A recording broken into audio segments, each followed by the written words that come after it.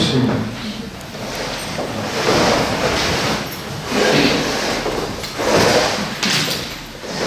Sonra kişinin olması uzun nasip. Buzi kormanlığının akımat istediği bu. Tamam mı Cumhuriyet güzel? Az onlardan mutluyum ama ayak rastaları kubastaki çifir bulunmak kıyasaki başta da sıslagi sarkonun Cumhuriyet Öztürk'ün yine ki çifir oluyor. Tam Buzi kormanlığının akımat istediği ham sıslagi Buzi Konstitusiya Cumhuriyet Öztürk'ün. Peşter bu müftün sarkonun akımat Konstitusiya Cumhuriyet Öztürk'ün. Ben kutunu hoşunu canlandırıyoruz. Darcalasay Kore'yi uzayım olduğunu Reis Sudinahı'ya muhtaramız. Firdevs'in burada değil. Korumaların mahkamati Sudinahı'ya, Mumin Reis Nahı'ya, Ravbari Dasko, Ravbaroni, Şubat Taşbadı'yı mahkamati Tücret Macalat'ın öyle var. Mekuştan peş o zaman halaki şumura korumaların mahkamati söylüyor. Ve insana bu iftikar tabi ki başımı burboruyor tamamen.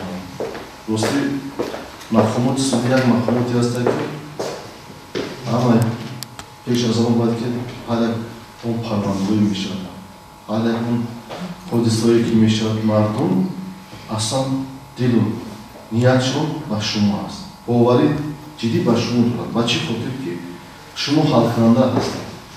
Peş o zaman formuş naklen ki adulat sudi barmış. Dar gücey kurum.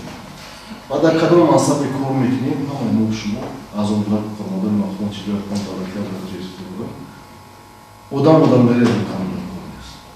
Bazı holatlarında bir şarabında mücadele etmekte umman ekşerlik veya bu şivruna azalım ekmek gibi sislagi kaçtıklarını yine yapacağız.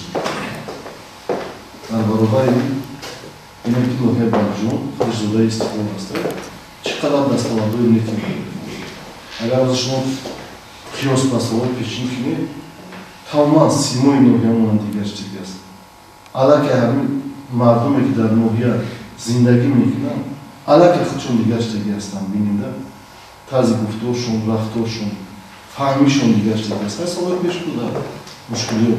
Açık otel ki mümkün ve nadoşten şaroti xırna doşten. Nimuz benim uçtu infrastrukturu ne kadar satı alı olası. Pas milanamik alı.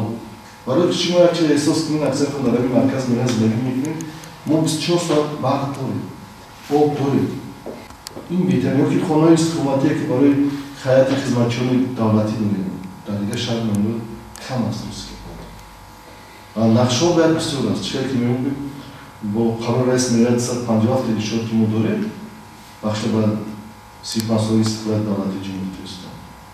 Dar barobari in bu hareket metin nezihler ki baro çıkıyor ki bozan şerait forham olarak kadroy canına nasıl kanunlar koysa.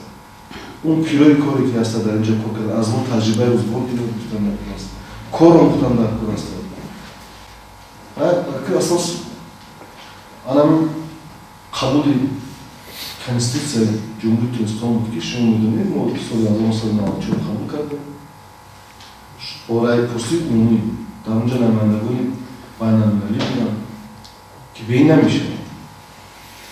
Bazı soru navadaş razı da baz hayat var. Bu çok razı şundan bu işi tayyip ediyor. Ama yani tayyip ediyor. İn xud axir bu tayyip ediyor kadına mı? Hani daha da bu belki konstitusya sırta moda eklerse Arabik konstitusya her yak pahalı zindagi ya. Her yak pahalı kol raftori moşunu da kayıt kardeşlik yapsın. Sarkarda xudi rohbari davlat prezident çıkıyor, ne çıkıyor falan mikrar. Amikler boşuna tutan nazlar mı? Koymanın mahkumunu tutuyor. Yok ki diğer. Yok ki hukukoy hani insani, hukukoy başar. Var mı hotel sitkan? Her yak işini koymanın mahkumunu tutuyor. Sitkan tabi mikrar. Az konulu ki daha korku yak işini, her yak işini muvaffakatı olsun anasını. Biz o doyumu sağlanan muvaffak bir şey. Bu böyle tanıştılar. Oramızda kamu ihtiram Osmanlı Nabatı olan ihtiramdayız. Reis Sudinahı'ya Barjun, muhtemelen Firdevs'in olabilir. Merhaba. Sağ olun, Müşer Muhtemelen Reis. Merhaba, Müşer Muhtemelen Reis. Merhaba, Müşer Muhtemelen Reis. بیان میکنم محترم است و مخالفانشون سپاس خیلی بیاموزم.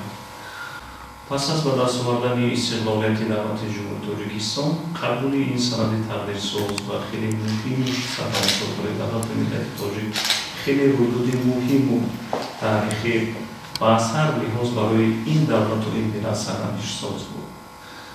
بیشتر محترم رئیس ذکر کردن در بررسی عمومی خلقی که لایحه کنستیتوسیای جمهوری تاجیکستان معرض بود قریب بیش از 2 ماه طول کشید و بیش از 8,500 درخواست و پیشنهادها و تکلیف‌های گوناگونی پیش شمار مردم شریف تاجیکستان در جهت قبول این سند تغییرساز پیشنهاد گردید.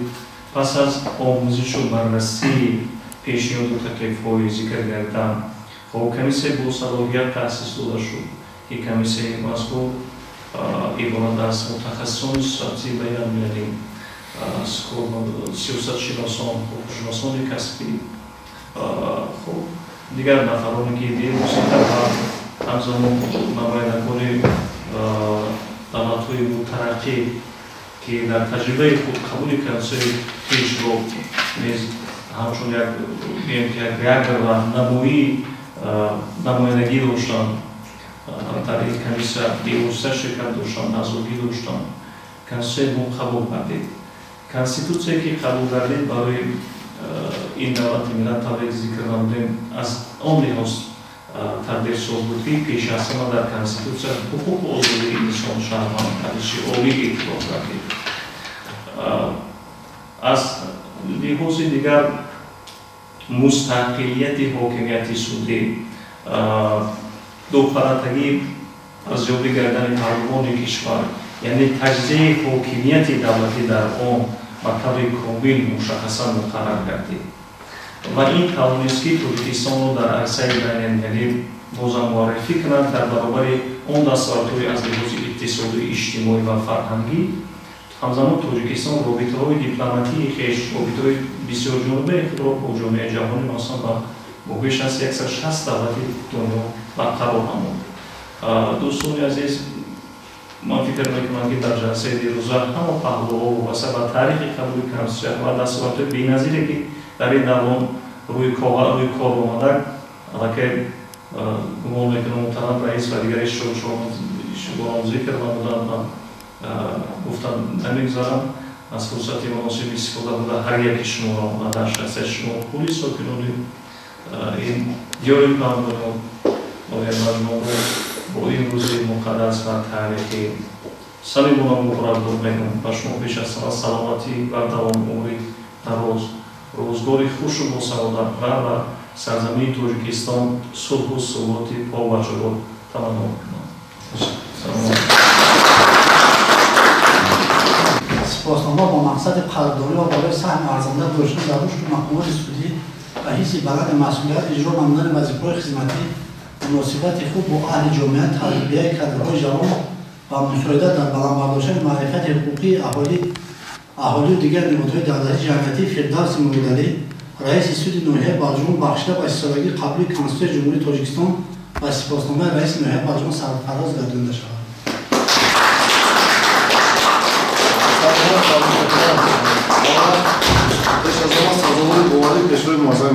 سلامت باشید. سود عالی جمهوری تاجیکستان سود ناحیه بلجوم ولایت ختلان افتخارنامه عزیز محمدلو نعمتویچ قانونگذار سود ناحیه بلجوم برای سهم مناسب در تطبیق سیاست سازنده خودگذار سود وحدت ملی پیشوای ملت پرزیدنت جمهوری تاجیکستان ترغیب غایه‌های وطن‌دوستی و هویت ملی و دستاوردهای دعوان صاحب استقلالی مهنت صافدلانه در مقامات سودی اشتراک فعالانه در شارع‌بینی‌های سیاسی جمعیتی و آبادان بخشیده به 30 سالگی روز قبول کنستیتوسیای جمهوری تاجیکستان با افتخارنامه سرفراز گردانده شود.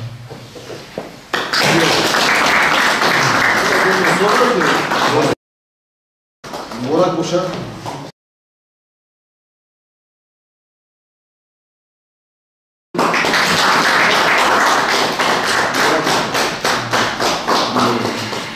با همین مضمون افتخارنامه و عبدالرازق زیورشاه زریندایویچ کاتب مجلس سودی ناحیه بلجوم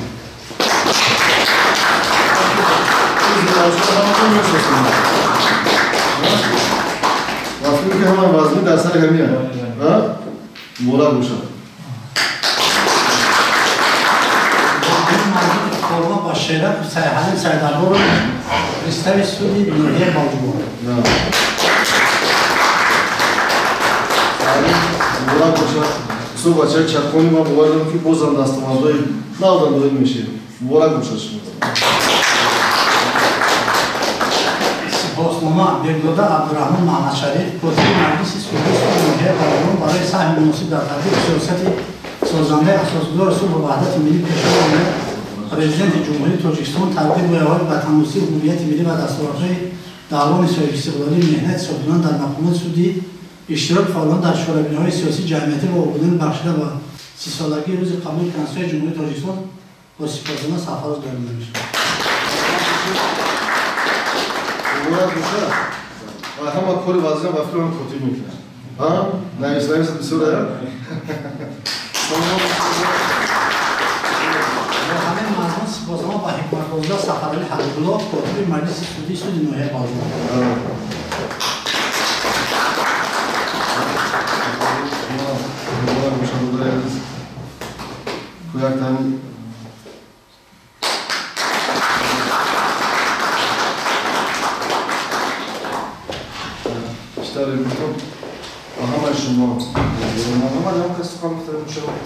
از حیاتی فرمان شما چی؟ نمو کستخان کردنی هستن؟